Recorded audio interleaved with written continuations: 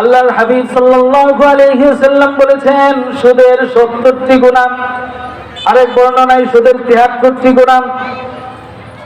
এই 70 বা 73টি গুনার মধ্যে সবচাইতে ছোট গুনাহ হলো নিজের আপন মায়ের সাথে জিনা করার সমতুল্য। বলে নাউযুবিল্লাহ। আর আল্লাহ রাব্বুল আলামিন বলেছেন, ইয়া আইয়ুহাল্লাযীনা আমানু তাকুল্লাহা ওয়া যারু মা বাকিয়া মিনার রিবা ইন কুনতুম মুমিনিন فإن لم تفعلوا فأذنوا بحرب من الله ورسوله। আল্লাহ রাব্বুল আলামিন স্পষ্ট করে বলে দিচ্ছেন, তোমরা যারা সুদী লেনদেনের সাথে যুক্ত হয়েছ, সুদের যেই বকেয়া টাকা রয়েছে এই বকেয়া টাকাগুলো তোমরা ছেড়ে দাও, এটার দাবি করো না যদি তোমরা মুমিন হয়ে থাকো।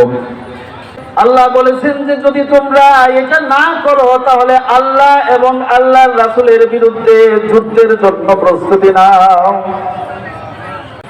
অবৈধ হারাম ইনকামের টাকা খেয়ে, হারাম খেয়ে যার শরীরে রক্ত মাংস হলো, সেই রক্ত মাংস নিয়ে রক্ত মাংস করা শরীর নিয়ে কোন ইবাদত বন্দেগী করলে সেই ইবাদত বন্দেগীও আল্লাহ তাআলা কবুল করবেন না। তাহলে আপনি কোথায় যাচ্ছি?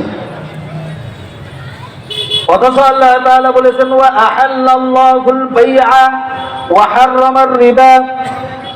আল্লাহ তাআলা স্পষ্ট করে দিয়েছেন যে আল্লাহ তাআলা ব্যবসাকে হালাল করে দিয়েছেন আমাদের জন্য, আর সুদকে করে দিয়েছেন কি হারাম।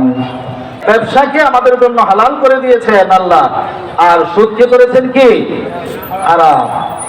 আর আমরা ওই হারাম দিয়ে হালাল ব্যবসা করতে চাচ্ছি। আফসোস আমাদের।